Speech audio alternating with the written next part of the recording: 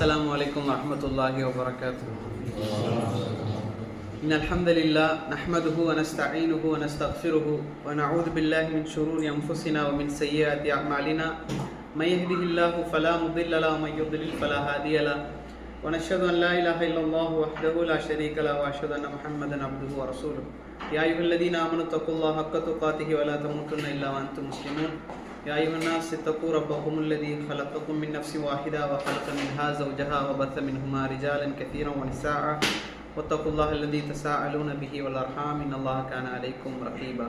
يا أيها الذين آمنوا اتقوا الله وقولوا قولا سديدا يصلح لكم أعمالكم ويغفر لكم ذنوبكم ومن يطع الله ورسوله فقد فاز فوزا عظيما.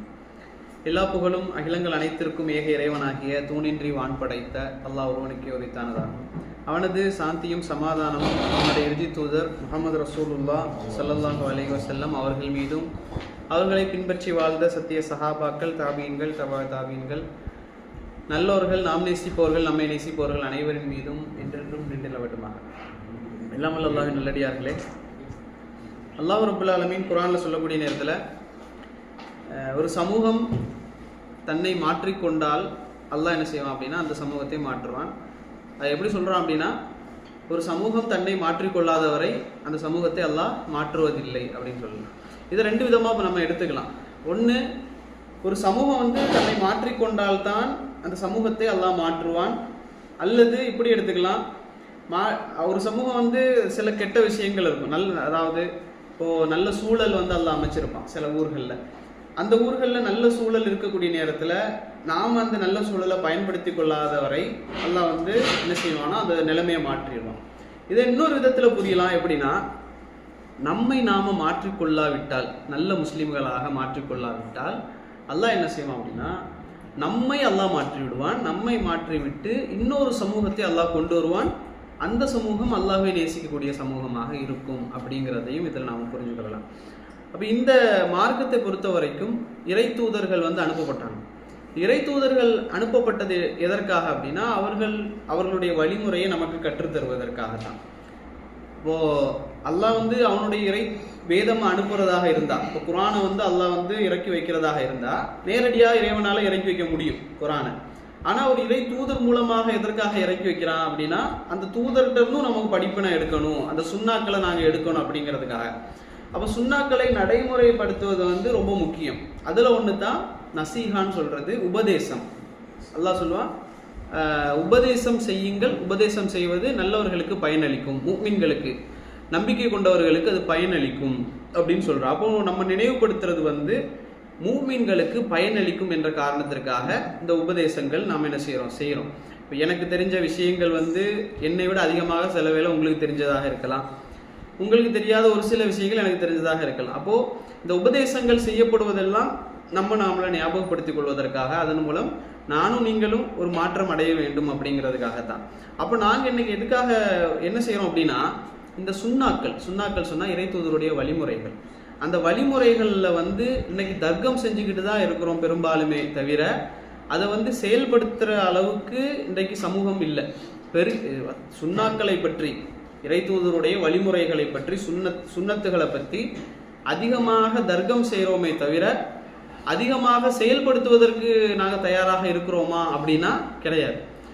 உதாரணமாக கொஞ்சம் வருஷங்களுக்கு முன்னால் எகிப்தில் ஒரு சம்பவம். அந்த எகிப்திலுடைய ஒரு ஏர்போர்ட்டில் ஒரு செருப்பு தைக்கிற ஒரு பையன் இருக்கிறார். இந்த செருப்பு தைக்கிற பையன் அந்த ஏர்போர்ட்டுக்கு வெளியில் வேலை செஞ்சிட்டு இருக்கிறான், செருப்பு தைச்சிட்டு இருக்கிற பையன். அப்போ அந்த ஏர்போர்ட்டுக்கு வெளியில் ஒரு பாதிரியார் என்ன செய்கிறாருன்னா அந்த ஏர்போர்ட்லேருந்து வெளியே வர்றாரு.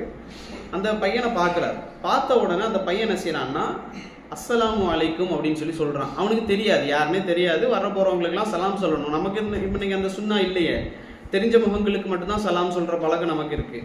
ஆனால் ரசூலுல்லாஹ் சொன்னாங்க, சலாமை பரப்புங்கள் அப்படின்னாங்க. யார் தெரிந்தவர்களுக்கும் தெரியாதவர்களுக்கும் சலாம் சொல்லுங்கள்.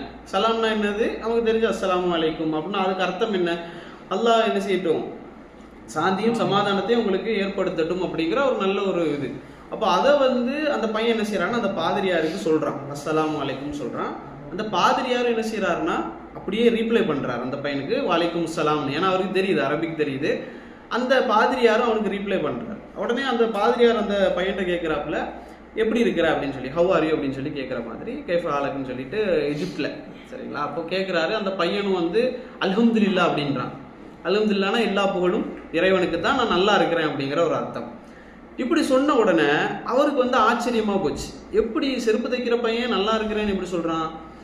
கஷ்டமாக தான் இருக்குது அப்படின்னு தான் சொல்லுவாங்க பொதுவாக. கஷ்டமாக இருக்குது, என்ன செய்யறதுன்னு தெரியல, சரி ஓடிக்கிட்டு இருக்கு வாழ்க்கை. இதுக்கு பதிலாக அந்த பையன் என்ன செய்கிறான் அப்படின்னா, அவர் சொல்கிறாரு அல்ஹம்துலில்லா, நான் நல்லா இருக்கேன், சிறப்பாக இருக்கிறேன் அப்படின்றாரு. அப்போ அவர் கேட்குறாரு, எப்படி நீ சொல்கிற அப்படின்னு கேட்குப்போ அவன் சொல்கிறான், எனக்கு நேர்வழின்னு ஒன்று கிடச்சிருக்கு. அது ஒரு பெரிய ஒரு இஸ்லாம் என்பது ஒரு பெரிய ஒரு நியாமத்து, எனக்கு கிடைச்ச பெரிய ஒரு சொத்து.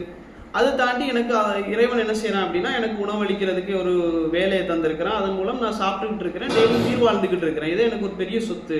இதை தவிர எனக்கு இந்த வாழ்க்கையில் வேற எதுவும் தேவையில்லை அப்படின்னு சொல்லி அந்த பையன் சும்மா சொல்றாரு, பேசுறாரு. கடைசியில் அந்த பாதிரியார் என்ன ஆகிறார் அப்படின்னா, இஸ்லாத்தை ஏற்றுக்கிறார், ஷஹாதா சொல்லி. இன்னும் அவர் எந்த அளவுக்கு மாறிட்டார் அப்படின்னா, குரானுக்கு விளக்கம் சொல்லக்கூடிய, விளக்கம் எழுதுகிற அளவுக்கு அவர் மாறிட்டார். இன்னைக்கு விளக்கம் எழுதிக்கிட்டு இருக்கிறார் குரானுக்கு. அப்போ இது எதனால் ஏற்பட்டுச்சு அப்படின்னா, சுண்ணா கிளப்பியது ஒரு சின்ன ஒரு சுண்ணா. அதே மாதிரி இன்னொரு சம்பவம் சொல்லுவாங்க, சவுதியில் நடந்த ஒரு சம்பவம். ஒரு ரூமில் வந்து 2 முஸ்லீம் சகோதரர்கள் இருக்கிறாங்க. இன்னொரு ரூமில் வந்து ஒரு மாற்று மத சகோதரர் இருக்கிறார். அந்த மாற்று மத சகோதரருக்கு வந்து ராத்திரியில் வந்து ஒரு நெஞ்சுவலி ஏற்பட்டுச்சு. நெஞ்சுவலி ஏற்பட்டு அவரால் முடியலை, சத்தம் போடுறாரு, காப்பாற்றுங்க அப்படின்னு சொல்லி சத்தம் போடுறாரு. யாரும் கவனிக்கலை. பக்கத்து ரூமில் இருந்த 2 இஸ்லாமிய சகோதரர்கள் என்ன செய்கிறாங்கன்னா, உடனே போய் அந்த ரூமை தட்டி கதவை உடைச்சி உள்ளே போய் அவரை தூக்கி ஆம்புலன்ஸில் வச்சு கொண்டு போகிறாங்க. கொண்டு போகக்கூடிய நேரத்தில் ஒரு முஸ்லீம் சகோதரர் வந்து தும்மல் போட்டார். தும்மல் போட்டுட்டு அல்ஹம்துலில்லா சொல்லிட்டார். கூட இருந்தவர் சொன்னார், என்ன சொல்லுவோம், எர்ஹமத்துல்லா அப்படின்ற. இவர் மறுபடியும் சொல்கிறார், யஹ்திகுமுல்லா யுஸ்லிஹ் பாலக் அப்படின்னு. இதை வந்து அந்த பையன் வந்து அந்த அந்த சாகிற நிலையில் இருக்கக்கூடிய நேரத்தில் அந்த மாற்று மத சகோதரன் பார்த்துட்டு இருக்கிறான். அவனுக்கு தெரியுது இந்த மாதிரிலாம் நடக்குது அப்படின்னு. அப்புறம் ஹாஸ்பிட்டலில் சேர்த்து அவனை காப்பாற்றிட்டான். காப்பாற்றினதுக்கு பிறகு அந்த பையன் வந்து அந்த 2 பேரையும் கூப்பிட்டு கேட்டான், அந்த முஸ்லீம் சகோதரில் கூப்பிட்டு கேட்டான், நீங்கள் மாதிரி தும்மல் போட்டதுக்கு நீங்கள் என்னவோ சொன்னீங்க, அதுக்கு இவர் என்னமோ சொன்னார், மறுபடியும் நீங்கள் என்னமோ சொன்னீங்க, இது என்ன, எதுக்காக இப்படி நடந்துச்சு அப்படின்னு சொல்லி கேட்குறத அவர் சொன்னார், நான் தும்மல் போட்டதுக்கான உடனே எனக்கு அல்ஹம்துலில்லா சொல்கிறதுக்கு இறை தூதர் சொல்லியிருக்கிறாங்க, நான் அதை சொன்னேன் அல்ஹம்துலில்லா. என்ன ரீசன், அதுக்கு நிறைய ரீசன் இருந்தாலும் இறை தூதர் சொன்னதுனால நம்ம சொல்கிறோம். ரீசன் என்னன்னா, அந்த 1 நிமிஷம் 1 செகண்டுக்கு வந்து உயிர் வந்து நின்றுட்டு வருது அப்படின்னு சொல்லி சொல்லுவாங்க தும்மல் போடுற நேரத்தில். அப்போது இது நடந்ததுனால நான் அல்ஹம்துலில்லா சொல்கிறேன். அதுக்கு அவர் பதில் சொல்கிறாரு, அல்லாஹ் உங்கள் மேலே ரஹ்மத் செய்யட்டும் அப்படின்னு சொல்லி அவர் எனக்காக பிரார்த்திக்கிறாரு, நானும் அவருக்காக திருப்பியும் பிரார்த்திக்கிறேன் அப்படின்னு சொன்னோன்னா அந்த பையன் இஸ்லாத்தை ஏற்றுக்கிறார். சரிங்களா? இப்போது இதெல்லாம் என்னென்னா சின்ன சின்ன சுண்ணாக்கள், சின்ன சின்ன வழிமுறைகளை வந்து இஸ்லாமிய சமூகம் பின்பற்றக்கூடிய நேரத்தில் அதன் மூலம் ஒரு மாற்றம் ஏற்படும். இது அழைப்பு பணி. இந்த தலைப்பு வந்து அழைப்பு பணி தான். மார்க்கத்தை நோக்கி மக்களை அழைக்கிற அழைப்பு பணி. அதில் என்னெல்லாம் இருக்குது அப்படிங்கிறதுக்காகத்தான் இந்த தலைப்பு. அப்போ இன்னைக்கு வந்து நாங்கள் வந்து சுண்ணாக்களை பற்றி பேசுறது, அதுக்காக வந்து தர்க்கம் செய்கிறதெல்லாம் ஜாஸ்தியாக பண்ணுறோமே தவிர அதை வந்து செயல்படுத்துறதுக்கு வந்து எங்களால் முடியுதா அப்படின்னா முடியலை. உதாரணமாக இப்போ தாடி எடுத்துக்கிட்டால் கூட, தாடி ஒரு சுண்ணா. இப்போ நான் வந்து தாடி வைக்காதவங்க வந்து, இப்போ நான் தாடி வச்சுருக்கேன் அப்படிங்கிறதுனால உங்களை விட நான் வந்து உயர்ந்தவன், மார்க்கத்தில் சிறந்தவன் அப்படிங்கிறது இல்லை. ஆனாலும் இறை தூதர் வந்து அதை வைக்க சொன்னாங்க. எந்த அளவுக்கு சொன்னாங்க அப்படின்னா, மஜூசிகளுக்கு மாறு செய்யுங்கள், நெருப்பு வணங்கிகளுக்கு மாறு செய்யுங்கள். எப்படி மாறு செய்யுங்க? மீசையை கத்தரிங்க, தாடியை வளர விடுங்க. இன்னைக்கு தாடியை கத்தரிக்கலாமான்னு கேட்குறாங்க. தாடியை கத்தரிக்கலாமாங்கிறதுலே என்ன வருது? ரசூலுல்லாஹ் தெளிவாக சொல்கிறாங்க, மீசையை கத்தரிங்க அப்படின்னா, கட் பண்ணுங்க. தாடியை கட் பண்ணாதீங்க, வளர விடுங்கன்றாங்க. இப்போ வளர விடுறது தான் சுன்னா. இன்னைக்கு அதில் கூட சமூகம் வந்து வெக்கம், தாடி வைக்கிறதுல ஒரு வெக்கம், இன்னும் பயப்படுறாங்க. தாடி வச்சா நம்மளை வந்து ஏதாச்சும் பிடிச்சிருவாங்களோ, நம்ம முஸ்லீம்ங்கிறத காமிக்கிறதுனாலேயே எங்களை வந்து பிடிச்சிருவாங்களோ, அல்லது எங்களுக்கு வந்து வேலை கிடைக்காம போயிருமோ, வீடு கிடைக்காம போயிருமோ, இப்படி பயப்படுறாங்க. அல்லாஹ் குர்ஆனில் சொல்கிறான், வமன் அஹ்சனு கௌலன் மிம்மன் தஆ இலல்லாஹி வ அமில சாலிஹன் வகால இன்னனி மினல் முஸ்லிமீன். அல்லாஹ் என்ன சொல்கிறான்னா, வமன் அஹ்சனு கௌலன், யார் அழகான பேச்சு பேசுகிறாரு தெரியுமா? அல்லாஹ் சொல்கிறான், யார் அழகான பேச்சு பேசுகிறார் அப்படின்னா, வமன் அஹ்சனு கௌலன் மிம்மன் தஆ இலல்லாஹ், அல்லாஹ்வின் பக்கம் மக்களை அழைத்து, அமில சாலிஹன், நல்ல அமல்களை செஞ்சு, ஒக்கால இன்னனி மினல் முஸ்லிமீன், நான் முஸ்லீம்னு சொல்கிறாரே, அவரை விட சிறந்த பேச்சு பேசுகிறவர் யாருமே இல்லை அப்படின்றாங்க. அப்போ இன்னைக்கு வந்து நாங்கள் வந்து ஒரு நார்த் இந்தியாவுக்கு, ஒரு சவுத் இந்தியாவிலேருந்து நார்த் இந்தியாவுக்கு போயிட்டா கூட நம்ம முஸ்லீம்னு சொல்கிறதுக்கு பயப்படுறோம். ஓகே, பயப்படுறதுக்கு ஒரு ரீசன் இருக்கு அப்படின்னு இருந்தா கூட சொல்றதுக்கு என்ன பயம்? அல்லாஹ் சொல்றான், அதை விட அழகிய பேச்சு பேசக்கூடியவன் எவனுமே இல்லை. என்ன நல்ல அமல்களை செஞ்சு அல்லாஹ்வின் பக்கம் மக்களை அழைச்சி நான் முஸ்லீம் என்று சொல்றான், முஸ்லீம்களில் உள்ளவன் சொல்லக்கூடியவனை தவிர அவனை விட அழகிய பேச்சு பேசுறவன் யாருமே இல்லை அப்படின்னு சொல்லி அல்லாஹ் ரப்பல் ஆலமீன் சொல்றான். அப்ப நாங்க என்ன செய்யணும் அப்படின்னு சொன்னா, இந்த மாதிரி சுன்னத்தான விஷயங்கள், அழைப்பு பணி போன்ற விஷயங்கள்ல நாங்க என்ன செய்யக்கூடாதுன்னா பின்தங்கக்கூடாது. கௌரவம் என்ற இடத்துல நம்ம செஞ்சிடக்கூடாது. உதாரணமாக நிறைய பேர் முஸ்லீம்களாக இருப்பாங்க, ஒரு பெரிய பதவிக்கு போயிட்டாங்க அல்லது ஒரு பெரிய ஒரு ஆஃபீஸுக்கு போயிட்டாங்க அப்படின்னு சொன்னால், சவுதி அரேபியாவை பொறுத்த வரைக்கும் வேற, இந்தியாவை பொறுத்த வரைக்கும் ஒரு பெரிய கவர்மெண்ட் வேலைக்கு போயிட்டாங்க அப்படின்னா ஒரு முஸ்லீம் போய் அவருக்கு சலாம் சொன்னால் கூட திருப்பி பதில் சொல்ல மாட்டார். தன்னை முஸ்லீமான்னு காட்டிக்க மாட்டார் கவர்மெண்ட் ஆஃபீஸஸில். அப்போது அதில் இப்போ ஏஆர் ரஹ்மான் எடுத்துக்கொள்ளுங்களேன். திலீப் அவருடைய பழைய பெயர் அப்படி தானே, திலீப் குமாரா என்ன தெரியல, திலீப் அவரோட பேர். அவரு கூட என்ன செய்யறாரு அப்படின்னு சொன்னா, இஸ்லாத்துக்கு வந்தவர். அவர் வந்த முறை வேணா தவறாக இருக்கலாம். ஒரு தர்காவில் போய் ஒரு ஷேக்குடைய கரத்தை பிடிச்சி இஸ்லாத்துக்கு வந்துட்டாரு. அந்த அடிப்படையில் அவர் என்ன சொல்லியிருக்கிறாரு, அந்த ஷேக் சொல்றாரு அவர்கிட்ட இசை கூடும் அப்படின்னு இருக்காரு. அந்த அடிப்படையில் அவர் இசையை கண்டினியூ பண்ணிக்கிட்டு இருக்கிறார். இவர் நல்ல ஒரு மார்க்கம் தெரிஞ்ச ஒரு ஆலிம்கிட்ட அவர் இஸ்லாத்தை ஏற்றுக்கிட்டு இருந்தா அவர் விட்டுருப்பார். இப்போ அதை விடுங்களேன், இசையை விடுங்களேன். இப்போ அந்த ஏஆர் ரஹ்மான் என்ன செய்கிறார் அப்படின்னு சொன்னால், அங்கே அந்த லாஸ் ஏஞ்சல்ஸில் நடக்கக்கூடிய ஆஸ்கார் அவார்டு கொடுக்குற அந்த இடத்துல குளோபல் அவார்டு கொடுக்குறாங்க, ஆஸ்கார் கொடுக்குறாங்க. அங்கே உலகத்திலே மிக பிரபல்யமான மனிதர்கள் எல்லாம் இருக்கிறாங்க. அங்கே போயிட்டு அவர் என்ன சொன்னார், அல்ஹம்துலில்லாஹி ரப்பில் ஆலமீன்கிறத தமிழில் சொன்னார். சூரத்துல் ஃபாத்திஹாவுடைய முதல் வசனம் அப்படிதானே, எல்லா புகழும் இறைவனுக்கே அப்படிங்கிறது. ரெண்டு அவர் உணர்த்துறாரு. ஒன்று தமிழன் அப்படிங்கிறத உணர்த்துறாரு, ரெண்டாவது ஒரு இஸ்லாமியன் அப்படிங்கிறதையும் அவர் உணர்த்துறார். எல்லா புகழும் இறைவனுக்கே அப்படின்றார். இது நாங்கள் இருந்தால் செஞ்சுருப்போமா? நாங்கள் முடிஞ்ச வரைக்கும் அந்த இந்த இதெல்லாம் விட்டுருப்போம். இறைவன், கடவுள், இதை எல்லாமே விட்டுருப்போம். ஆனால் அவர் அதை செஞ்சார். அது அவர் நம்ம பாராட்டி தான் ஆகணும்.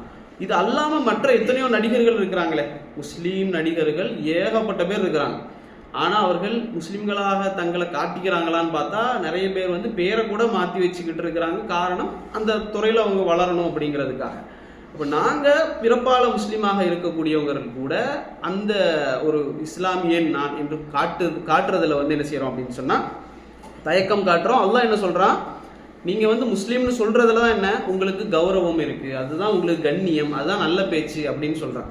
ஏன்னா பிறப்பால் நமக்கு பல பேருக்கு இஸ்லாம் கிடச்சிருக்கு. பிறப்பால் நாங்கள் பிறந்துட்டோம், இஸ்லாமிய குடும்பத்தில் பிறந்துட்டோம் அப்படிங்கிறதுனால பலருக்கு இஸ்லாம் கிடச்சிருக்கு. பல பேருக்கு அந்த சூழல் கிடைக்காததுனால இஸ்லாம் போய் சேரலை. இது அவ்வளோதான் வித்தியாசமே தவிர, நாங்கள் ஒரு நவுதுபில்லா அந்த ஒரு சமூகத்தில், இஸ்லாம் அல்லாத சமூகத்தில் பிறந்திருந்தா நாங்களும் இஸ்லாத்துக்கு வந்திருக்கவே மாட்டோம். எங்களுக்கு என்ன தோணுதோ அதை செஞ்சுக்கிட்டு போயிட்டே இருந்திருப்போம்.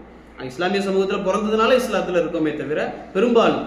ஆனால் நிறைய பேர் என்ன செய்கிறாங்க, சிந்திச்சு இஸ்லாம் தான் சரியான மார்க்கம்ங்கிறத புரிஞ்சிருக்கிறாங்க. சரிங்களா?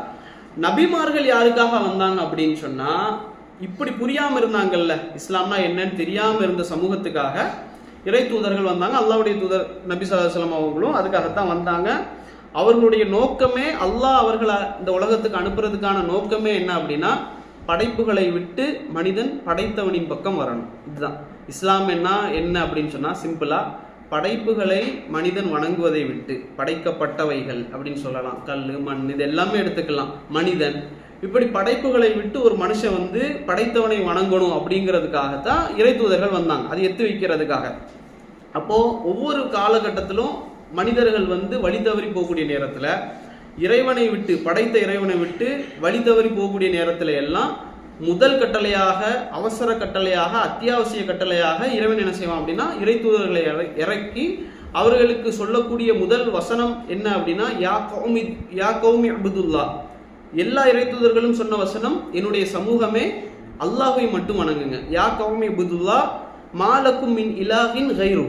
படைத்த இறைவனை தவிர வணக்கத்திற்கு தகுதியானவன் வேறு யாருமே இல்லை அப்படிங்கிறத சொல்வதற்காகவே இறை தூதர்கள் என்ன செஞ்சாங்கன்னா அனுப்பப்பட்டாங்க. நமக்கு தெரியும், இந்த உலகத்தில் இந்த உலகத்தை எல்லாம் படைத்து, உலகத்தில் இருக்கக்கூடிய மரம், செடி, கொடி, இப்படி எதை எடுத்துக்கொண்டாலும், சூரியன், சந்திரன் எல்லாத்தையுமே படைத்தது ஒரு இறைவன் இருக்கிறான். இதை நாங்கள் என்ன செய்கிறோம், எல்லாருமே நம்புகிறோம். ஈவன் முஸ்லீம்கள் மட்டுமல்ல, மற்ற மக்கள் என்ன செய்கிறாங்க அப்படின்னு சொன்னால் இதெல்லாம் நம்புகிறாங்க. எல்லாத்தையும் படைத்த ஒருத்தன் இருக்கிறான் அப்படிங்கிறத நம்புகிறாங்க. 2 இறைவன் இருந்திருந்தா என்ன இருக்கும்? குரான்ல இறைவன் சொல்றான், 2 இறைவன் இருந்திருந்தா இந்த வானம் பூமி எல்லாம் சின்ன பின்னமா இருக்கும். ஒரு கடவுள் சொல்லுவாரு எனக்கு இந்த டிசைன்ல வேணும் அப்படிம்பாரு, இன்னொரு கடவுள் சொல்லுவாரு எனக்கு இந்த டிசைன் செட் ஆகல, எனக்கு இது வேணும். இன்னொருத்தருக்கு ஒருத்தரை பிடிக்கும், அவனை நான் வாழ வைப்பேன் பாரு. இன்னொரு கடவுள் சொல்லுவாரு இல்ல எனக்கு இவனை பிடிக்கல, இவனை அழிச்சே தீரணும் பாரு. இப்படி இருந்திருந்தால் சிதறுண்டு போயிருக்கும் அப்படின்னு சொல்லி அல்லாஹ் குரான்ல சொல்றான். அதே போல அல்லாஹ் குரான்ல சொல்லுவான், இதெல்லாம் நபிமார்கள் எடுத்து வைக்கிற வாதங்கள். அதே போல நபிமார்களை சொல்றாங்க அதாவது சம வல் அபசார வல் அஃபிதா, உங்களுடைய பார்வைகள், உங்களுடைய செவி புலன்கள், நீங்க பேசுற பேச்சு இதெல்லாம் இருக்குதே, இதெல்லாம் யாரு உங்களுக்கு தந்தது? கடவுளை தவிர, ஒரே இறைவனை தவிர வேறு யாரும் கிடையாது அப்படின்னு சொல்லி எல்லாம் குரான்ல இறைவன் என்ன செய்யறான்? இறை தூதர்கள் மூலியமாக மனிதர்களுக்கு அறிவித்து கொடுக்கிறான். இதுதான் நமது பணியும், மக்களுக்கு இறைவனை பற்றி எடுத்து வைக்கக்கூடிய பணி.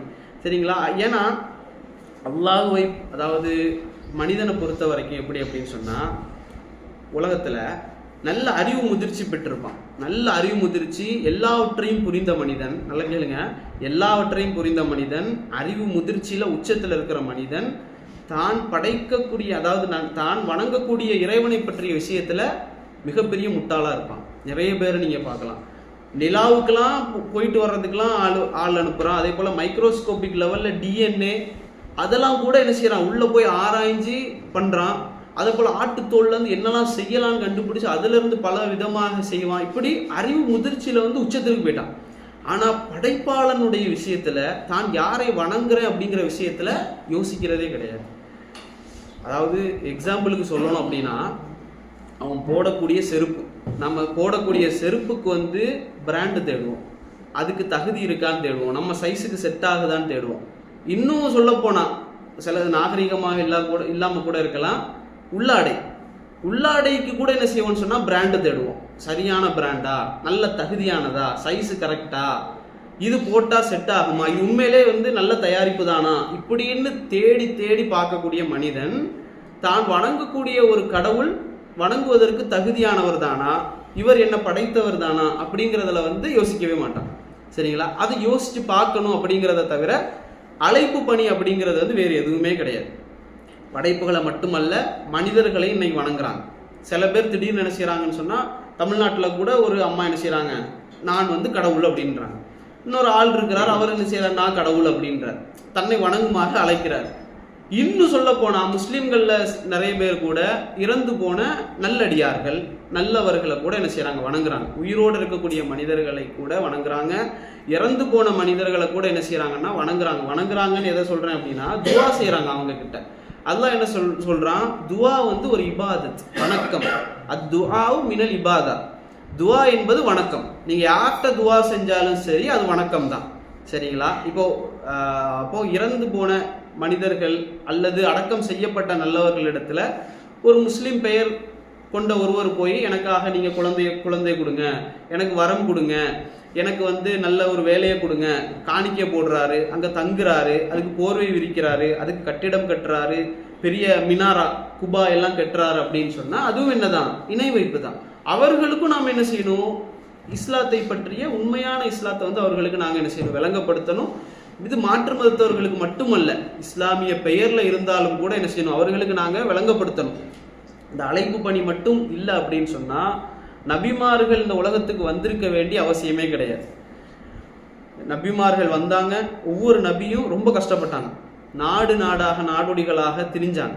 அல்லாஹ்வுடைய தூதர் ஸல்லல்லாஹு அலைஹி வஸல்லம் அவர் எப்படியெல்லாம் வாழ்ந்திருக்க வேண்டிய ஆளு, குறைஷி குலத்துல பிறக்கிறாரு, உயர்ந்த குலத்துல பிறக்கிறாரு. அவரை ஊரை விட்டு விரட்டுறாங்க, கல்லால் அடிச்சு விரட்டுறாங்க. இது என்ன காரணம்? அவருக்கு மேல ஏதாச்சும் குரோதம் இருந்துச்சா, அவருக்கு ஊர்ல ஏதாச்சும் பிரச்சனை இருந்துச்சா, சண்டை இருந்துச்சா, ஊர் சண்டையா, அதாவது வேற ஏதாவது பிரச்சனை இந்த மாதிரி ஏதாச்சும் இருந்துச்சா, அல்லது அவருக்கு ஆசை இருந்துச்சா, பெண் ஆசை, பொன்னாசை, பதவி ஆசை, இது எதுவுமே அந்த இறை தூதருக்கு இருந்ததில்லை. ஆனா அவரை ஊரை விட்டு விரட்டுறாங்க. அவர்கிட்ட போய் கேட்குறாங்க, இறை தூதர் ஸல்லல்லாஹு அலைஹி வஸல்லம் போய் கேட்குறாங்க, உங்களுக்கு அழகான பெண் வேணுமா, நாங்க மனம் முடிச்சு தரோம், தயாரா இருக்கிறோம், பிரச்சனையே கிடையாது. பதவி வேணுமா, எங்களே சிறந்தவர் நீ தான். ஏன்னா உங்களுக்கு தெரியும், இன்னைக்கு ஹஜ்ருல் அஸ்வத்னு சொல்லி காபத்துள்ளால ஒரு கல்லை கொண்டு வச்சிருக்கிறாங்கல்ல, இது இல்லை ஆக்சுவலா, அது பெருசாக இருந்தது உடச்சி ஷியாக்கள் கொண்டு போய் அதில் ஒரு 4-5 துண்டு மட்டும்தான் அதில் ஒட்டி வச்சிருக்கிறாங்க காபத்துள்ளால. ஆனால் முன்னால் அது பெரிய கல்லா இருந்துச்சு. அந்த கல்லை வந்து காபத்துல்லாவை வந்து புனரமைப்பு செஞ்சாங்க. செய்யக்கூடிய நேரத்தில் காஃபிர்கள் தான் செய்கிறாங்க, சிலை வணங்கிகள் செய்கிறாங்க காபத்துல்லாவை கட்டக்கூடிய நேரத்தில். அப்போது அந்த ஹஜ்ரல் அஸ்வத் வந்து தரையில் இருக்குது, அது ஒரு துணியில் வச்சுருக்கிறாங்க. அதை யார் எடுத்து காபத்துல்லாவில் வைக்கிறதுன்னு சொல்லி ஒரு பிரச்சனை போயிட்டுருக்கு. நான் வைக்கிறேன், நீ வைக்கிற, இந்த குலத்து தலைவர் வைக்கிறதா, அந்த குலத்து தலைவர் வைக்கிறதான்னு பிரச்சனை போயிட்டு இருக்கிற நேரத்தில் அவங்க ஒரு முடிவு எடுத்தாங்க, இந்த பள்ளிவாசலுக்குள்ள முதல்ல யார் நுழைகிறாரோ அவருக்கு நம்ம அந்த பொறுப்பை கொடுத்துடலாம் அப்படின்னு சொல்லி. பார்த்தா இறை தூதர் நபி அவங்க வர்றாங்க ஸல்லல்லாஹு அலைஹி வஸல்லம். அப்போ அந்த ஒட்டுமொத்த சமூகமும் அங்கீகரிச்சிருந்தது, நீங்கள் எடுத்து வைங்க பிரச்சனை இல்லை அப்படின்னு சொல்லி. ஏன்னா அவருக்கு அதாவது புகழ் இருந்துச்சு நபிக்கு, அல் அமீன் அசாதிக்குன்னு சொல்லுவாங்க, நம்பிக்கைக்குரியவர், உண்மையாளர் அப்படிங்கிற பட்டம் எல்லாம் அவருக்கு கொடுக்கப்பட்டிருந்துச்சு. அப்போ அந்த நபி வந்து வைக்கலாம் அப்படின்னு சொல்லக்கூடிய நேரத்தில் நபி அவங்க என்ன செஞ்சாங்கன்னா, 4 தலைவர்களையும் கூப்பிட்டு 4 ஓரத்தையும் நீங்கள் பிடிங்க, துணியில் 4 ஓரத்தையும் நீங்கள் பிடிச்சி 4 பேரும் தூக்குங்க, 4 பேர் தூக்கித்தாங்க நான் வைக்கிறேன் அப்படின்னாங்க. எல்லாருடைய மனசுக்கு ஏற்றார் போல அல்லாஹ்வுடைய தூதர் அங்கே என்ன செஞ்சாங்கன்னா நடந்து கொண்டாங்க. இப்போ அந்த இது எதுக்காக சொல்கிறேன் அப்படின்னு சொன்னால், அந்த ஒட்டுமொத்த ஊர் மக்களும் அவருக்கு அந்த பதவியை கொடுக்கறதுக்கு தயார், அதில் எந்த தயக்கமும் கிடையாது. அதனால் பெண் வேணுமா கொடுக்க தயார், பதவி வேணுமா கொடுக்க தயார், பணம் வேணுமா எங்களுடைய எல்லா சொத்துக்களையும் எடுத்து உங்களுக்கு தர்றோம், உங்களுக்கு தேவையானதை வச்சுக்கொள்ளுங்க, மீதம் இருந்தால் தாங்க, இல்லைன்னா தர வேண்டாம், நீங்கள் வச்சுக்கொள்ளுங்க அப்படின்னு கூட சொன்னாங்க. இப்போ இறை தூதர் ஸல்லல்லாஹு அலைஹி வஸல்லம் அவர்கள் இது எதையுமே எனக்கு தேவையில்லை, சூரியனை ஒரு கையில் தந்தாலும் சந்திரனை ஒரு கையில் தந்தாலும் நான் இந்த கொள்கையை விட மாட்டேன் அப்படின்னாங்க. அப்போ அந்த மக்கத்து காஃபிர்கள் பயந்தது எதை அப்படின்னா, ஒரே ஒரு இறைவனை வணங்கணும் அப்படிங்கிறது தான் பயந்தாங்க. அதை மட்டும் இல்லை, அதையும் தாண்டி நல்லொழுக்கத்தை இஸ்லாம் நிறைய பேசும். வட்டி கூடாது அப்படின்னு பேசும், மது கூடாதுன்னு பேசும், இதெல்லாம் செய்யக்கூடாது, மது குடிக்கக்கூடாது, பெண்களை அநியாயமாக என்ன செய்யக்கூடாது, எதுவுமே செய்யக்கூடாது, அதே போல் பெண் குழந்தைகளை கொல்லக்கூடாது, இப்படி நிறைய நல்ல விஷயங்களை பேசுங்கிறத தெரிஞ்சு வச்சுருந்தாங்க அந்த காஃபிர்கள். அதனால தான் என்ன செஞ்சாங்கன்னா, நாங்கள் உனக்கு எல்லாத்தையும் தரோம், இந்த கொள்கையை மட்டும் விட்டுரு அப்படின்றாங்க. ஆனால் இறை தூதர் என்ன செஞ்சாருன்னா, அதைத்தான் நான் செய்வேன் அப்படின்னாரு. இதே காஃபிர்கள் இருக்காங்கல்ல, இப்போ இருந்திருந்தா இந்த மாதிரி தான் முஸ்லீம் சமூகம் அப்படின்னு இருந்திருந்தா அலாலையாக வந்திருப்பாங்க அன்னைக்கு. இன்னைக்கு நம்ம மக்கள் செய்கிறது வட்டியாக தானே பெரிய பிரச்சனையாக செஞ்சுட்டு போகிறேன். முஸ்லீமாக தான் இருப்பார், ஆனால் வட்டி எடுப்பார், முஸ்லீமாக இருப்பார், மது அருந்துவார், இப்படின்னு தெரிஞ்சிருந்தா காஃபிர்கள் அன்னைக்கு அலையலையாக வந்திருப்பாங்க. பிரச்சனை இல்லையாப்பா, நல்லா இருக்கா மாஷா அல்லாஹ் வந்திருப்பான். ஆனால் ரசூலுல்லாஹி ஸல்லல்லாஹு அலைஹி வஸல்லம் அவங்க எதிர்த்தது அதைத்தான் நல்ல பண்புகளை வந்து அவங்க கொண்டு வருவாங்க, ஒரே இறைவனை வணங்க வைப்பாங்க அப்படிங்கிறத வந்து தெரிஞ்சதுனால அவங்க என்ன செஞ்சாங்கன்னா எதிர்த்தாங்க. அப்போ இதில் வந்து இறை தூதர் அவர்கள் விரட்டப்பட்டார்கள். காரணம் என்ன அப்படின்னு சொன்னால் இதற்காகத்தான், இதை ஒரே காரணத்துக்காகத்தான். அவர்கள் அழைப்பு பணி செய்கிறாங்க, மக்களுக்கு மத்தியில் நல்ல விஷயங்களை எடுத்து வைக்கிறாங்கங்கிற ஒரே காரணத்துக்காக தான் விரட்டப்பட்டாங்க. ஆனால் இன்றைக்கு முஸ்லீம் சமூகம் என்ன பேர் அவர்களுக்கு அப்படின்னா பிரியாணி. முஸ்லீம்னு சொன்னால் பிரியாணி நல்லா சாப்பிடுவோம், பரோட்டா நல்லா சாப்பிடுவோம், பகட்டு வாழ்க்கை எங்களுக்கு நல்ல, அதுதான் எங்களுடைய லட்சியமே, பிரியாணி சாப்பிட்றது கொடுக்கறது. இது தவிர முஸ்லீம்களுக்கு ஏதாவது நல்ல பேர் இருக்கா அப்படின்னா கொஞ்சம் அங்கங்கே இருக்குதே தவிர ஒட்டுமொத்த முஸ்லீம்னு பார்வையை எடுத்துக்கிட்டா பிரியாணியை தவிர ஒரு ஒன்றுமே கிடையாது. இதுக்காக நாங்கள் வந்து படைக்கப்பட்டோம், இதுதான் நம்ம நோக்கமா அப்படின்னா பாருங்க, அல்லாஹ் மறுமை நாளில் அவங்க நம்மளை கூட்டு விசாரிக்கக்கூடிய நேரத்தில் இறை தூதர் அவனுக்கு பக்கத்தில் வச்சு அல்லாஹ் ரப்புல் ஆலமீன் நம்மள்கிட்ட விசாரணை செய்யக்கூடிய நேரத்தில் இந்த மார்க்கத்துக்காக நீ என்ன செஞ்ச அப்படின்னு கேட்டால் நாங்கள் எங்கள்கிட்ட என்ன பதில் வரும்? டிப்டாப்பாக ட்ரெஸ்ஸை போட்டு தினமும் நான் ஆஃபீஸ் போய் கஷ்டப்பட்டு உழைச்சி மனைவிக்காக வாழ்ந்தேன், பிள்ளைக்காக வாழ்ந்தேன், இதுதான் நோக்கமா? இப்படி நம்மளால் பதில் சொல்ல முடியுமா? மார்க்கத்துக்காக நாங்கள் எதுவுமே செய்யலை. அப்போ அழைப்பு பணி வந்து ரொம்ப முக்கியமானது. இறை தூதர்கள் அனுப்பப்பட்டதுக்கான காரணம் சொன்னேன் அதுக்காகத்தான். அப்போ நாங்களும் அதில் ஒரு பகுதியாக இருக்கணும் அப்படிங்கிறதுல வந்து நாங்கள் என்ன செய்யணும் அப்படின்னு சொன்னால் முயற்சி செய்யணும். இதில் இந்த கால்நடைகள் இருக்குதுல்ல, கால்நடைகள் கூட நம்மளை விட மேலானது, நாய் கூட மேலானது, பறவை கூட மேலானது, நம்மளை விட. ஈவன் கல், பாறை, மண் இருக்குல்ல, அது கூட நம்மளை விட மேலானது. மார்க்கத்தை பற்றி கவலைப்படுது. அல்லாஹ் ரப்புல் ஆலமீன் சூரத்துல் காஃபில் சொல்லக்கூடிய நேரத்தில் நாய் ஒன்று வருதே, அல்லாஹ் சொல்லுவான், வ கல்புஹும் பாசிதுன் திராஇஹி பில் வஸீத் லபித்தலஅத அலைஹிம் லவல்லைத மின்ஹும் ஃபிராஅ வ லமுலிஅத மின்ஹும் ருபா அப்படின்னு சொல்லுவான். இதில் அல்லாஹ் ரப்புல் ஆலமீன் சொல்லுவான், உங்களுக்கு தெரியும் குகைவாசிகள் வந்து குகைக்கு போனாங்க, மார்க்கத்துக்காக ஊரை விட்டு குகைக்கு போனாங்க. போகக்கூடிய நேரத்தில் அல்லாஹ் குர்ஆனில் சொல்லி காட்டுறான், அந்த நாய் இருக்குது இல்லை, அந்த நாய் அந்த அவர்களுக்கு முன்பாக கால் விரித்து படுத்து கிடந்தது அப்படின்னு. ஏன்னா அவர்களை பாதுகாக்குது அது. அந்த நாய்க்கு தெரியும் இவர்கள் நல்லவர்கள், இவர்களை நாங்கள் பாதுகாக்கணும் அப்படிங்கிறதுக்காக ஒரு நாய் என்ன செய்யுதுன்னா மார்க்கத்துக்காக போராடுது, ஏதாவது ஒன்று செய்யுது. அல்லாஹ் அதை குர்ஆன்லயே சொல்லி காட்டுறான். நாயை பற்றி சொல்லக்கூடிய நேரத்தில் நமக்கு தெரியணும், நாய்னாலே நஜீஸ் அப்படின்னு புரிஞ்சு வச்சிருக்கிறோம். முஸ்லீம் சமூகத்தில் முஸ்லீம்களுக்கு நஜீஸ் வந்து நாய்னா நஜீஸ், முஸ்லீம்களுக்கு நாய்னா பிடிக்காது அப்படின்லாம் கிடையவே கிடையாது. அல்லாஹ்வுடைய தூதருடைய காலத்தில் அல்லாஹ்வுடைய தூதருடைய நண்பர்கள் தோழர்கள் வந்து நாய் வச்சிருந்தாங்க, வேட்டைக்கு வச்சிருந்தாங்க. அல்லாஹ்வுடைய தூதர் சொல்றாங்க, நாயை நீங்க வந்து வளர்க்கலாம், எப்போ வீட்டில் வளர்க்கலாம், பிரச்சனை கிடையாது. எதற்காக? ஒரு ரீசன் இருக்கணும், ஒரு காரணம் இருக்கணும். உங்களுடைய பாதுகாப்புக்காக வளர்க்குறீங்களா, பிரச்சனை கிடையாது. வேட்டைக்காக வளர்க்குறீங்களா, பிரச்சனை இல்லை. உங்களுக்கு ஏதாவது தொல்லை யாராலாவது ஏற்படும் அப்படின்னு இருந்தா நீங்க வளர்க்குறீங்களா, பிரச்சனை கிடையாது. இந்த காரணங்கள் இல்லாமலே யார் நாய் வச்சிருக்கிறாரோ அதுதான் பிரச்சனையே தவிர காரணத்திற்காக ஒருத்தர் நாய் வளர்க்குறதுல எந்த பிரச்சனையும் கிடையாது. அல்லாஹ்வுடைய தூதர் சொல்றாங்க. ஈவன் அது நினைப்பாங்க, நாயை தொட்டுட்டாலே என்னதான் அது 7 வாட்டி கழுவணும், அப்படி கிடையவே கிடையாது. நாயுடைய உடல்ல ஃபிக்ஹ் அடிப்படையில நாயுடைய உடல்ல தண்ணி ஈரமா இருக்கு, அந்த ஈரம் நம்ம மேல பட்டுட்டு அப்படின்னா தான் நம்ம என்ன செய்யணும், எத்தனை வாட்டி கழுவணும்? 7 வாட்டி. ஒரு வாட்டி மண், முதல் வாட்டி மண் அல்லது சோப்பு எதுனாலும் நீங்க என்ன செஞ்சுக்கலாம், கழுவிக்கலாம். 7 வாட்டி தண்ணியால கழுவிட வேண்டியதுதான்.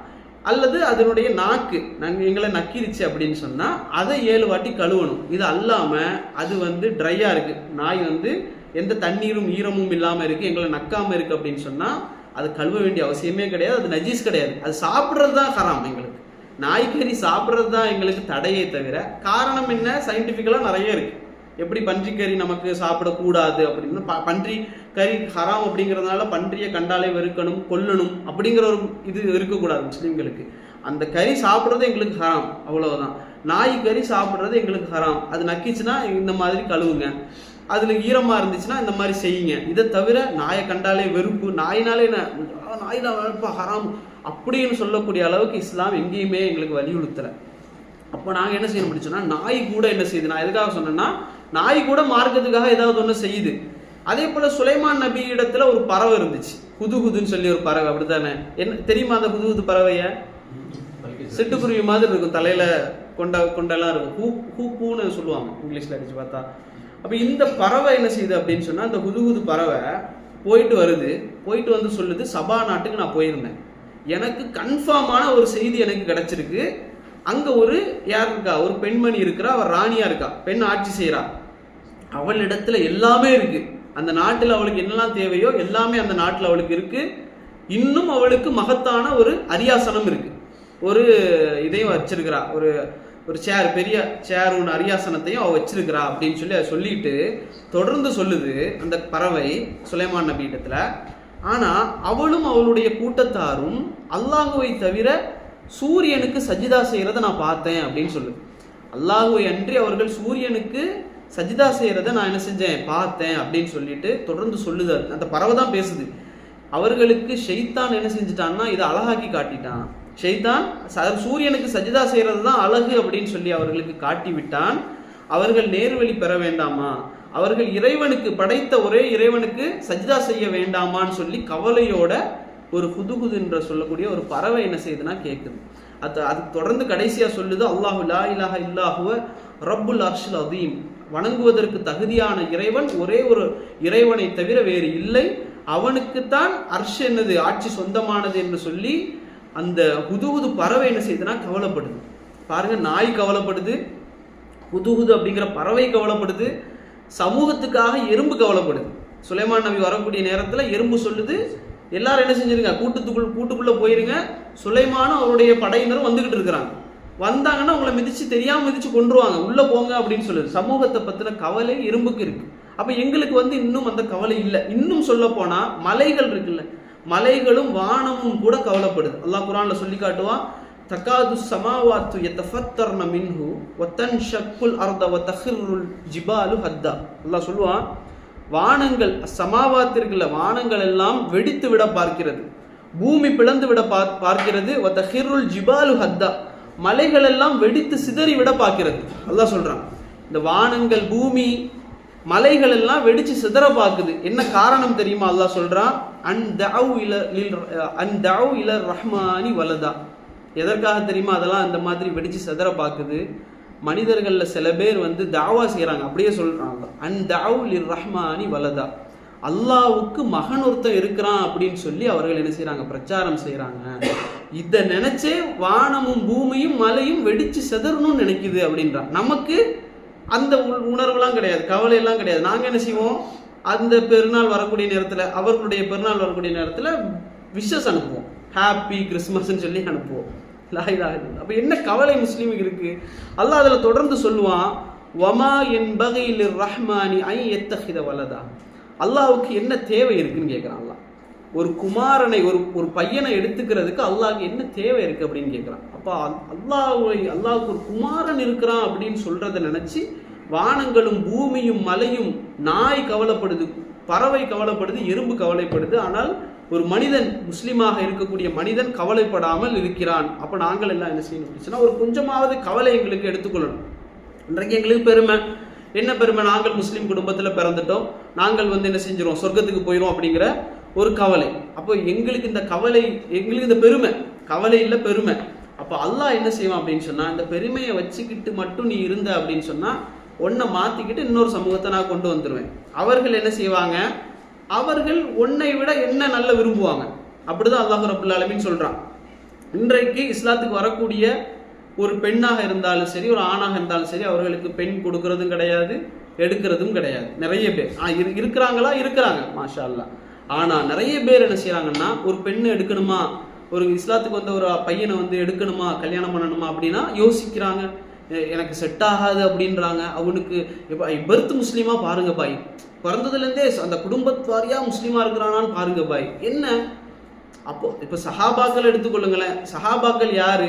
சஹாபாக்களை எடுத்துக்கிட்டா அபூபக்கர் யாரு, உமர் யாரு, உஸ்மான் யாரு, அலி ரலியல்லாஹு யாரு, இவங்க எல்லாருமே யாரு, இஸ்லாத்துக்கு வந்தவங்க தான். இவர்கள் உங்களுடைய வீட்டுக்கு வந்தா பெண் கொடுக்க மாட்டாங்களா? கொடுக்க மாட்டீங்களா? ஒரு அவங்க வந்து பெண் கேட்டு வர்றாங்க, அல்லது அந்த சஹாபிய பெண்மணிகள் வந்து ஒரு கணவனை கேட்டு வர்றாங்க, மாப்பிள்ளை கேட்டு வர்றாங்கன்னா கொடுக்க மாட்டோமா? அப்போ நாங்க என்ன செய்யணும் அப்படின்னு சொன்னா, எங்களால முடிஞ்ச வரைக்குமாவது இஸ்லாத்தை ஏற்றுக்கொண்டவங்களை வந்து அரவணைக்கிறதுக்கு முயற்சியாவது பண்ணணும். ஏதாவது ஒரு வகையிலையாவது என்ன செய்யணும், உதவி செய்யணும். அப்போ இது வந்து எங்கள்கிட்ட என்ன செய்யக்கூடாது, அந்த பெருமை இருக்கக்கூடாது. அல்லாஹ் ரப்பல் ஆலமீன் சொல்லுவான், வயின் தத்தவல்லவ் யஸ்தப்தில கௌமன் கைருக்கும், அல்லாஹ் சொல்லுவான், நீங்கள் வந்து சரியாக இல்லைன்னு வைங்களேன், நீங்கள் இந்த மார்க்கத்தை வந்து சரியான முறையில் பின்பற்றாவிட்டால் அல்லாஹ் என்ன செய்வான் அப்படின்னு சொன்னா, இன்னொரு சமூகத்தை கொண்டு வந்துருவான். அல்லாஹ் தொடர்ந்து சொல்றான், சும்மலா யகூனு அம்சாலக்கும், அவர்கள் உங்களை போல இருக்க மாட்டாங்க அப்படின்றான் அல்லாஹ். எப்படி? அவங்க உங்களை போலலாம் இருக்க மாட்டாங்க, அவர்கள் சரியான முறையில் இஸ்லாத்தை மக்களுக்கு எடுத்து வைப்பார்கள். இன்னைக்கு பார்க்குறோமா இல்லையா, முஸ்லீம்களை விட இஸ்லாத்தை ஏற்றுக்கொண்டவர்கள் வந்து இந்த மார்க்க பிரச்சாரங்களை அதிகமாக செய்கிறாங்க, முன்னின்று செய்கிறாங்க. அவர்கள் தங்களுக்கு கிடைச்ச இஸ்லாமிய மார்க்கத்தை பற்றி மக்களுக்கு சொல்கிறாங்க. நாங்கள் வந்து ஏதோ ஒரு சிந்தனையில் இருந்தோம், யோசிச்சுக்கிட்டு இருந்தோம், யார் இறைவன் தெரியல, வாழ்க்கை இப்படி சும்மாவே போயிட்டு இருக்கு, என்ன நோக்கம் தெரியல, படைக்கப்பட்ட நோக்கம் என்ன? ஒரு பாட்டிலுக்கு ஒரு மூடி இருக்கு. ஒருத்தர் சொல்றாரு, ஒரு பாட்டிலுக்கு ஒரு மூடி இருக்கு, அந்த மூடிக்கு ஒரு பர்பஸ் இருக்கு. ஒரு பாட்டிலுடைய மூடிக்கு கூட ஒரு பர்பஸ்னா என்ன? எது? நோக்கம். அந்த பாட்டிலோட மூடிக்கு கூட ஒரு நோக்கம் இருக்கு. ஆனா என்னோட வாழ்க்கைக்கு ஒரு நோக்கம் இல்லைன்னு நான் யோசிச்சு பார்க்குற நேரத்தில் எனக்கு வந்து மார்க்கம் இஸ்லாம் தான் அப்படிங்கிறது எனக்கு தெளிவாகுது அப்படின்னு சொல்லி இஸ்லாத்துக்கு வர்றாரு ஒரு பையன். என்ன நினைக்கிறாரு, ஒரு பாட்டிலுக்கு வந்து ஒரு மூடியை செய்கிறாங்கன்னா அதுக்கு ஒரு நோக்கம் இருக்கு. செருப்புக்கு கீழே கொஞ்சம் இப்படி வீங்கி வருது அப்படின்னா அது வெளியே வராமல் இருக்கிறதுக்காக செய்கிறாங்க. இவ்வளோ அழகா இறைவன் என்ன படைச்சிருக்கிறான், ஆனால் எனக்கு எந்த நோக்கமும் இல்லை, நான் வாழ்ந்துட்டேன் செத்துருவேன், அவ்வளோதான் நான் நோக்கம், இதை தவிர வேற என்ன நோக்கம் இல்லையா அப்படின்னு யோசிக்கிற நேரத்தில் அவர் இஸ்லாத்துக்கு வர்றாரு. அப்போ இது நாங்கள் என்ன செய்யணும் அப்படின்னு சொன்னால், முஸ்லீம் சமூகம் வந்து இதை நினச்சி பார்க்கணும். நாங்கள் பேரளவில் மட்டும் முஸ்லீம்களாக இருக்கிறோமா? அப்துல்லான்னு இருந்துட்டா எங்களுக்கு அல்லாஹ் சொர்க்கத்தை தந்துருவான், அப்துல் ரஹ்மான் இருந்துட்டா சொர்க்கத்தை தந்துருவான் அப்படின்னா, மதீனாவில் இருந்த பெரிய முனாஃபிக்குடைய பெயர் தெரியுமா? மதீனாவில் இருந்த பெரிய முனாஃபிக், அவன் தான் 1ஆம் நம்பர் முனாஃபிக். முனாஃபிக்னு சொன்னா என்ன? நயவஞ்சகன். நயவஞ்சகனுடைய பேர் அப்துல்லா இப்னு உபை. அவங்க வாப்பா பேர் உபை, அவனுடைய பேர் அப்துல்லா தான். இப்போ நானும் அவனும் சொர்க்கத்துக்கு போயிட்டு நான் வந்து சொர்க்கத்தை கேட்குறேன், அவன் என்ன செய்வான்? அடே என்ன மாதிரி தானே நீ இந்த உலகத்தில் வாழ்ந்த. அப்துல்லா இப்னு உபை கேட்பானா இல்லையா? சட்டையை பிடிச்சிட்டு நிற்பான், யாரெல்லாம் அவனுக்கு நீ சொர்க்கத்தை கொடுத்தா எனக்கும் சொர்க்கத்தை தான், அவனு என்ன மாதிரி தானே வாழ்ந்தான். அப்படி அவன் கேட்கக்கூடிய நிலைமைக்கு நாங்கள் என்ன செஞ்சிடக்கூடாது அப்படின்னா, வாழ்ந்து விடக்கூடாது. எப்படியாவது எங்களால் முடிந்த வரைக்கும் இன்ஷா அல்லாஹ் ஒருத்தருக்காவது குறைஞ்சது என்ன செய்யணும், மார்க்க செய்திகளை எடுத்து வைக்கணும். மார்க்க செய்திகள்னா என்ன? இறைவன் யார் அப்படிங்கிறது. ஒரே ஒரு இறைவன் தான் இந்த உலகத்தை படைச்சான், அவனை மட்டும்தான் வணங்கணும். ஏன்னா அவன் தான் வணக்கத்திற்கு தகுதியானவன். நம்ம இறந்ததுக்கு பிறகு ஒரு வாழ்க்கை இருக்கு, அதுதான் நோக்கம். நம்ம இந்த உலகத்துல எப்படி வாழ்ந்தோம் அப்படிங்கிறதா நோக்கம் அப்படிங்கிறது. இறை தூதர் யார் அப்படிங்கிறத சொல்லி கொடுக்கறது. மறுமை நாள்ல இந்த மாதிரி விசாரணை இருக்கு, அந்த விசாரணையில நாங்க என்ன செய்யணும், நல்லவர்களாக வாழணும் இப்படிங்கிறத தவிர வேற எதுவுமே இல்லை. சில பேர் நினைக்கலாம் மதம் மாற்றம் செய்றீங்களா அப்படின்னு. அதாவது அழைப்பு பணின்னு சொன்னாலே மதமாற்றம், முஸ்லிம்களாக ஆகணும்னு அழைக்கிறீங்களா, மதமாற்றம் செய்றீங்களா அப்படின்னு கேட்டா இஸ்லாமிய அடிப்படையில முடியுமா அப்படின்னு கேட்டா முடியவே முடியாது. மதமாற்றம் செய்ய முடியாது, கூடாது. கூடாதுங்கிறது ரெண்டாவது. இஸ்லாம்ல கூடாதும் இருக்கு, மதமாற்றம் செய்ய கூடாதுன்னு இருக்கு, முடியாதுன்னு இருக்கு. கூடாதுன்னு எங்க இருக்கு? அல்லாஹ் சொல்றான், இந்த மார்க்கத்தில் எந்த நிர்பந்தமும் கிடையாது. ஒருத்தர் தானாகவே இறைவன் ஒருவன் தான் நம்பி வர்றாரு அப்படின்னா தான் அவர் முஸ்லீம். அதை தாண்டி அவர் பேரளவுக்கு வர்றாரு அப்படிங்கன்னா அவர் முஸ்லீமே கிடையாது. ஈவன் அதனாலதான் நம்ம சொன்னோம், ஒருத்தர் தர்காவுக்கு போறாரு, முஸ்லீமா இருக்கிறாரு, அல்லாஹ்வும் எனக்கு குழந்தை தருவான், இந்த இறந்த அடங்கப்பட்ட மனிதரும் எனக்கு குழந்தை தருவான் அப்படின்னு நம்புனா அவர் யாரு தான்? இஸ்லாத்தை விட்டு வெளியே போனவர் தான் நம்ம சொல்லுவோம். அப்போ இஸ்லாத்துக்குள்ள எல்லாரையும் பேரளவுல எடுக்கணும் அப்படிங்கிற தேவை மார்க்கத்துல கிடையவே கிடையாது. இன்னும் அது முடியாதுன்னு அல்லாஹ் சொல்றான். அல்லாஹ் குர்ஆன்ல சூரா யூனுஸ்ல 100வது வசனத்துல சொல்றான், வமா கான லி நஃப்ஸின், எந்த ஒரு ஆத்மாவும் என்ன செய்ய முடியாதுன்னா நம்பிக்கை கொள்ள முடியாது, அன் துக்மின இல்லா பிஹிதின் இல்லா, அல்லாஹ் நாடாதவரை, அல்லாஹ் நாடினாலே தவிர எந்த ஒரு ஆத்மாவும் எந்த ஒரு மனிதனும் நம்பிக்கை கொள்ள முடியாது அப்படின்னு சொல்றாங்க. அப்போ யாரையும் நம்மளால மதமாற்றம் செய்யவும் முடியாது, மதமாற்றம் செய்யவும் கூடாது. அப்ப நாங்க ஏன் இந்த பிரச்சாரங்களை செய்யறோம்? நாங்க ஏன் அல்லாஹ் பற்றி சொல்றோம், இறைவனை பத்தி சொல்றோம் அப்படின்னா ரெண்டு ஹிதாயத் இருக்கு. ஹிதாயத்து தௌஃபீக்னு சொல்லுவாங்க, ஹிதாயத்துல் இர்ஷாதுன்னு சொல்லுவாங்க. நாம செய்யறது ஹிதாயத்துல் இர்ஷாத். இர்ஷாத்னா என்னன்னா, ஒருத்தர் நமக்கு வழி கேட்டு வராரு, இந்த வழியில எப்படி போறது அப்படின்னு கேட்டு வராரு, அவருக்கு ஒரு வழியை காட்டுவோமே, இப்படி போங்க பாய் அப்படின்னு சொல்லி, இதுதான் இர்ஷாத். நாங்க என்ன செய்வோம் அப்படின்னு சொன்னா, உங்களுக்கு நல்ல வாழ்க்கை கிடைக்கணுமா, உங்களுக்கு நல்ல மன நிம்மதி கிடைக்கணுமா, ஒரே இறைவனை தெரிஞ்சுக்கொள்ளணுமா, இதுக்கெல்லாம் என்ன, இந்த வழியில போங்க, இந்த வழியை கடைபிடிங்கன்னு சொல்லி சொல்லுவோமே தவிர தௌஃபீக் யார் தான் கொடுக்கணும்? ஹிதாயத்து தௌஃபீக் அப்படிங்கிறது அல்லாஹ் தான் கொடுக்கணும். ஹிதாயத்து தௌஃபீக் நம்ம கையில கிடையவே கிடையாது. நம்ம ஒன்லி வழிகாட்டுவோம், இதுதான் நல்லது பாய், பெருமனா செய்யுங்க அப்படின்னு சொல்லுவோமே தவிர அவரை கையை பிடிச்சி இழுத்து இந்த வழியில தான் போகணும்னு சொல்லி கூட்டிட்டு போக மாட்டோம். அதுவும் என்ன செய்யக்கூடாது, கூடாது, முடியாதுன்னு சொல்லி அல்லாஹ் ரப்புல் ஆலமீன் சொல்றான்.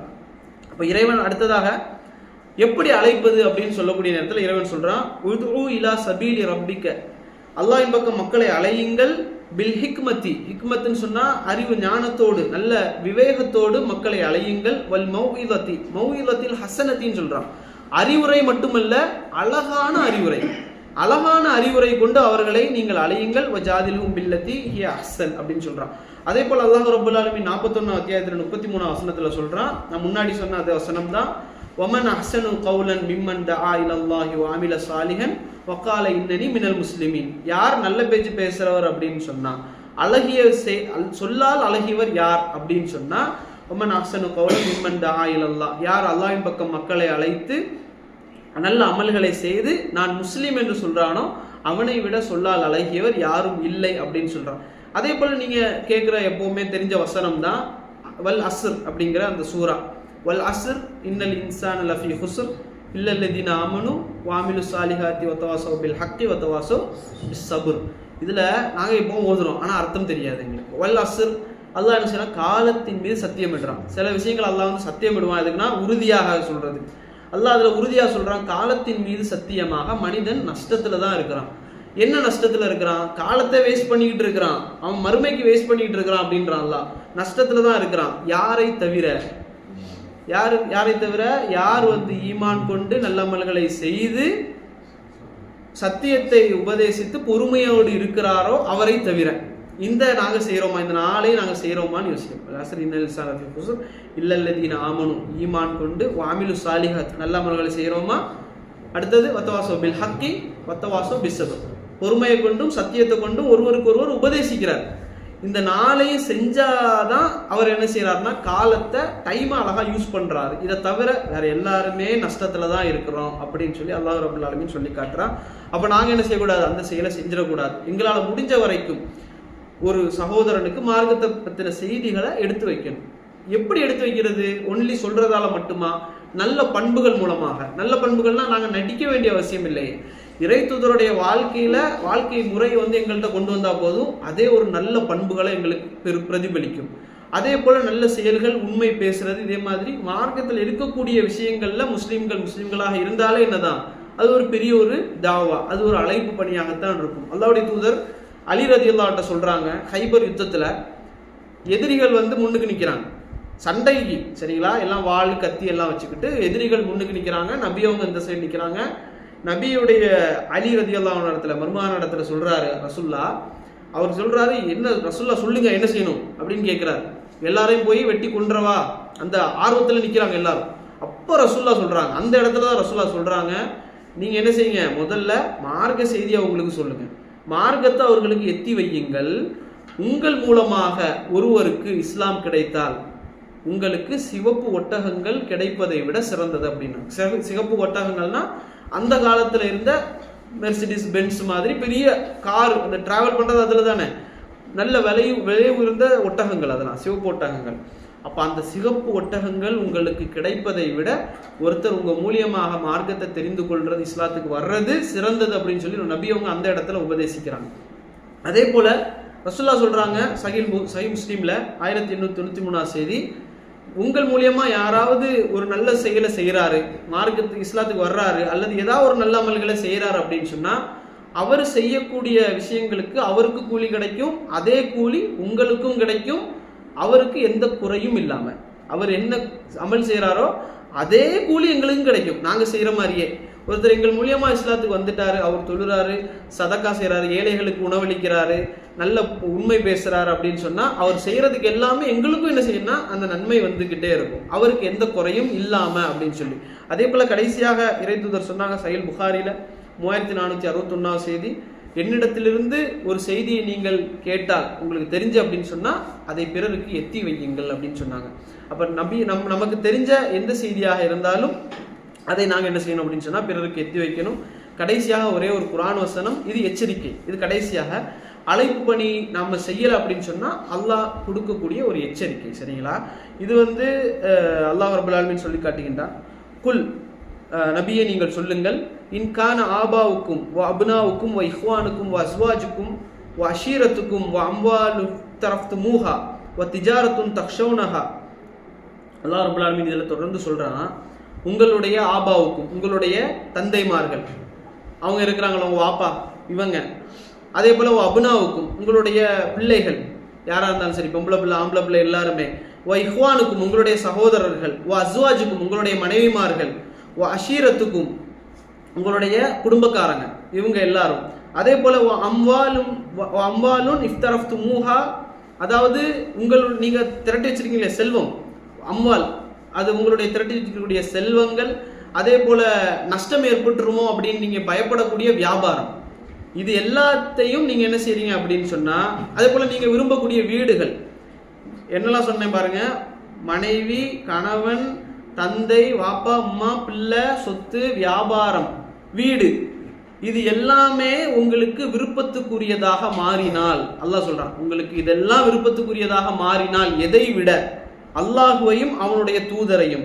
அவனுடைய வழியில் போர் புரிவதையும் விட உங்களுக்கு விருப்பமாக மாறினால், சரிங்களா. எப்படி அல்லாஹ்வை விடையும் அல்லாஹ்வுடைய தூதரை விடவும் உங்களுக்கு இந்த விஷயங்கள் எல்லாம் விருப்பத்துக்குரியதாக மாறிவிட்டால் அல்லாஹ் சொல்கிறான், வத்தரப்பசு, நீங்கள் காத்திருங்கள். அல்லாஹ் சொல்றான், வத்தரப்பசு, காத்திருங்கள், ஹத்தா யஅதி அல்லாஹு பி அம்ரி, அல்லாஹ் சொல்றான், என்னுடைய கட்டளை அவர்களுக்கு வரும் வரை அவர்கள் காத்திருக்கட்டும். கட்டளை அப்படிங்கிறது என்னன்னா தண்டனை, அவர்களுக்கு என்னுடைய வேதனை அவர்களை அடையும் வரை நீங்க என்ன செய்யுங்க, வத்தரப்பசு, நீங்க காத்திருங்க, நான் அனுப்பிக்கிட்டே இருப்பேன். வல்லாஹு லா யஹ்தில் கௌமில் ஃபாசிகீன். தொடர்ந்து அல்லாஹ் சொல்றான், அல்லாஹ் பாவிகளை, இந்த மாதிரி பாவிகளை என்ன செய்வான், நேரான வழியில செலுத்தவே மாட்டான் அப்படின்றான்.